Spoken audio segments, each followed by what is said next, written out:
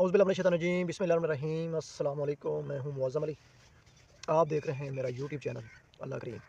अल्लाह करीम मेरे चैनल में आप सब बहन भाइयों को खुश आमदीद। चैनल मेरे को लाइक सब्सक्राइब कर देना है और दुरूद शरीफ पढ़ लेना है, जो कि है अल्लाहुम्मा सल्ली अला मुहम्मद व अला आलि मुहम्मद, अल्लाहुम्मा सल्ली अला मुहम्मद व अला आलि मुहम्मद, जिसका तर्जुमा है कि ए अल्लाह तू रहमत नाज़िल फरमा हज़रत मोहम्मद सल्लल्लाहु अलैहि वालिहि वसल्लम पर, और तो रहमत नाज़िल फरमा हज़रत मोहम्मद सल्लल्लाहु अलैहि वसल्लम की आल पर।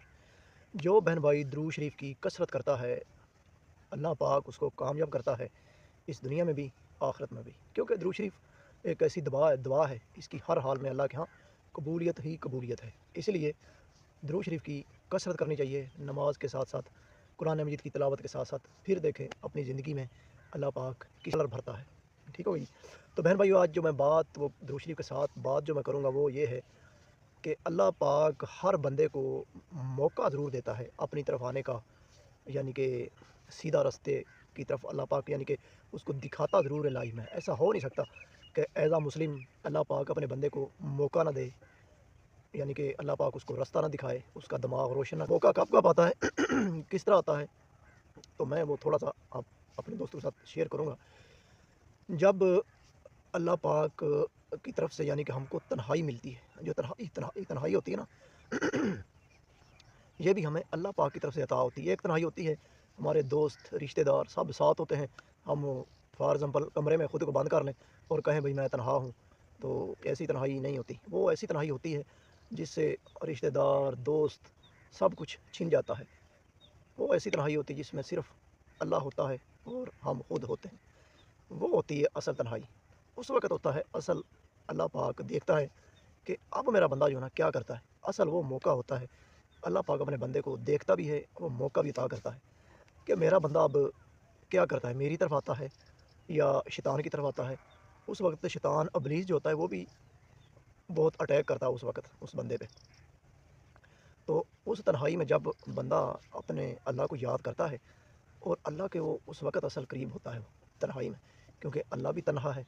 जब उसका बंदा तन्हा होगा तो फिर वो क्वालिटी जो है ना, जो अल्लाह पाक में है, फिर वो अल्लाह पाक उस बंदे में भी अपने में देता है। तो फिर वो अल्लाह पाक की तरफ जब रजू करता है, उस वक़्त असल टाइम होता है कि अल्लाह से जो भी बात मनवानी है हम मनवा सकते हैं, बजाय इसके कि हम इधर भागें उधर भागें, उसकी मिन्नत करें उसकी करें। वही असल टाइम है। क्योंकि हमको ये समझ आ जाना चाहिए, हमारी सोच समझ तो एक लिमिट है इसकी, लेकिन अल्लाह पाक जो है ना वो अनलिमिटेड है, उसकी वो लामहदूद है, वो महदूद नहीं है। सही हो गया जी।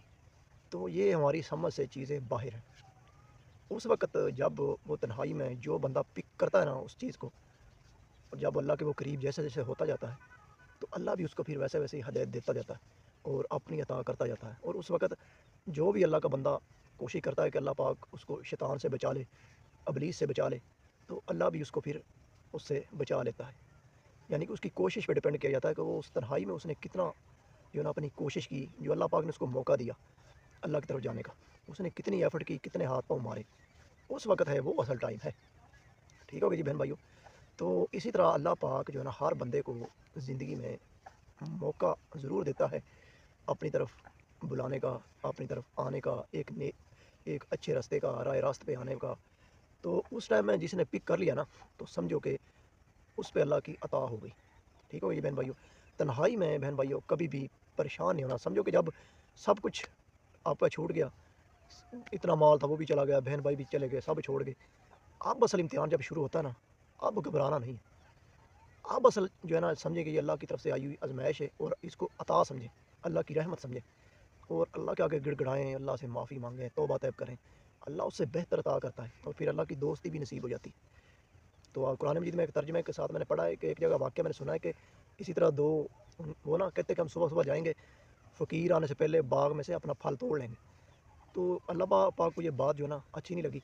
अल्लाह पाक की तरफ से अज़ाब नाज़िल हुआ उस बाग पे, वो सारा फल जो है ना अल्लाह पाक की तरफ से यानी कि ऐसी उसको वबा आई, वो सारा फल ख़राब हो गया, यानी ज़ाया हो गया। जब वो सुबह सवेरे वो बाग में पहुँचे, तो देखा वो आपस में कहने लगे हम तो लगता है रास्ता भूल गए।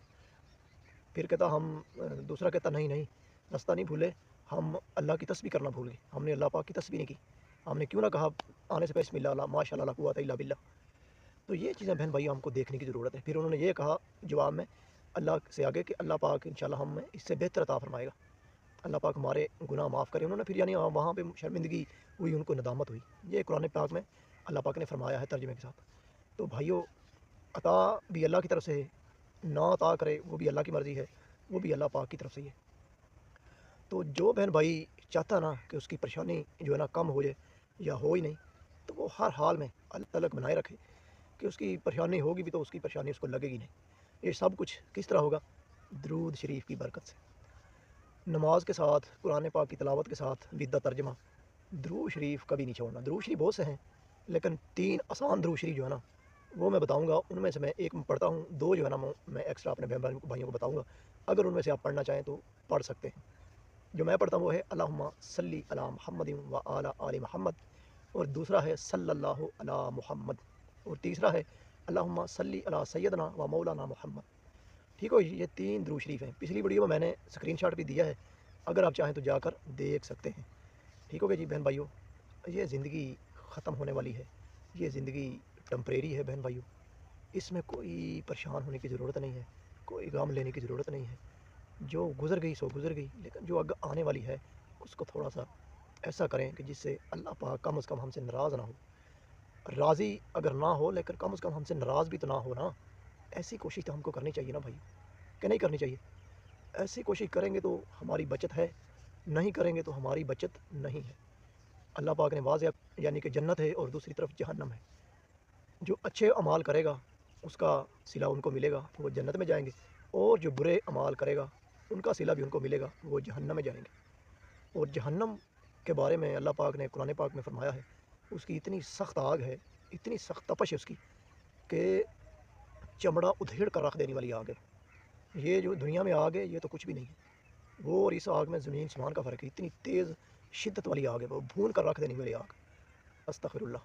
اللہ پاک ہم سب کو ایسی آگ سے بھی نجات دے، اور اللہ پاک ہم کو ایسے عمل کرنے سے بھی دے جو ہم کو جنت کی طرف لے جائے۔ ٹھیک ہو جی، جو اچھے راستے کی طرف لے جائیں۔ جب ہم نماز پڑھیں گے تو نماز میں اللہ پاک نے فرما دیا ہے کہ سیدھا راستہ کون سا ہے۔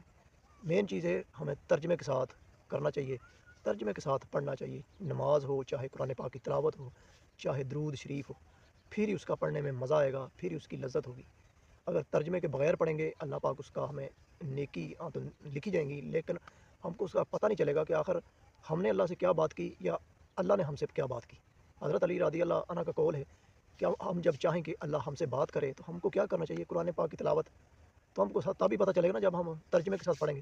اور اسی طرح آگے انہوں نے فرمایا کہ جب ہم چاہیں کہ ہم اللہ سے بات کریں تو پھر نماز پڑھیں، تو اس کا بھی تب ہی پتہ چلے گا نا جب ہم ترجمے کے ساتھ ہم کو پتہ ہوگا کہ نماز میں آخر کیا ہم نے پڑھا ہے۔ ٹھیک ہو جی، یہ چیزیں بہن بھائیوں نوٹ کرنے کی ضرورت ہے۔ یہ زندگی ختم ہونے والی ہے، ختم ہونے والی ہے۔ کتنے آئے، کتنے گزر گئے، کتنے آئیں گے، کتنے گزر جائیں گے۔ تو بھائیو، جو اچھا کر جائے گا وہی ون کر جائے گا، جو اچھا نہیں کرے گا اس کے لیے اتنا برا عذاب ہے، اتنا برا اس کے لیے سزائیں ہیں۔ اللہ نے قرآن پاک میں جگہ جگہ فرما دیا ہے، جگہ جگہ اللہ پاک نے اشارہ دے دیا ہے، سمجھا دیا ہے۔ اللہ پاک نے 1,24,000 پیغمبر بھی بھیجے بتانے کے لیے سیدھا راستہ کون سا ہے، برا کون سا ہے۔ سارا کچھ اللہ نے یعنی کہ اپنے بندوں کے لیے عطا فرمایا، تاکہ جو سمجھنے والے ہیں سمجھ جائیں گے، جو نہیں سمجھیں گے ان کے لیے کچھ بھی کر لیں وہ نہیں سمجھیں گے۔ تو بہن بھائیو، اپنا محاسبہ کریں کہ میں نے صبح سے شام تک کیا کیا۔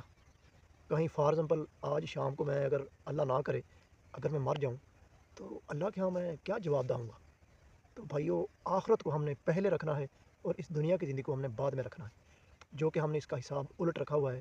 دنیا کی زندگی کو ہم نے پہلے رکھا ہوا ہے اور آخرت کو ہم نے اللہ پہ چھوڑ دیا۔ اصل میں ہم کو کیا کرنا چاہیے؟ آخرت کو ہم نے ایز ایگزام اس کی تیاری کرنی، ٹھیک ہو جی، اور دنیا کی زندگی کو ہم نے اللہ پہ چھوڑنا ہے۔ اللہ پاک فرماتا ہے تم فرش پہ آخرت کی فکر کرو، میں عرش پہ تمہاری دنیا کی فکر کروں گا۔ تو سبحان اللہ، اس سے بڑھ کر کیا ہے؟ اے بھائیو، کوشش کرنے سے یہ کوشش کے بارے میں اللہ پاک نے قرآن پاک میں فرمایا ہے، ان قریب میں تمہاری کوشش محنت دیکھوں گا، اسی حساب سے تجھ کو نوازا جائے گا۔ تو بھائیو، یہ چیز کرنے کی ضرورت ہے، تھوڑا اللہ کی طرف لپکنے کی ضرورت ہے۔ اللہ تو کہتا ہے 1 قدم میری طرف بڑھا، میں 2 قدم تیری طرف بڑھاؤں گا۔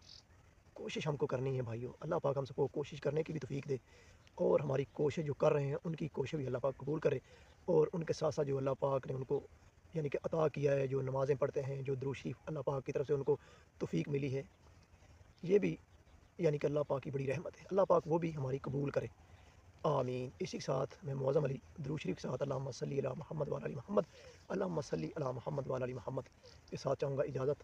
اللہ حافظ۔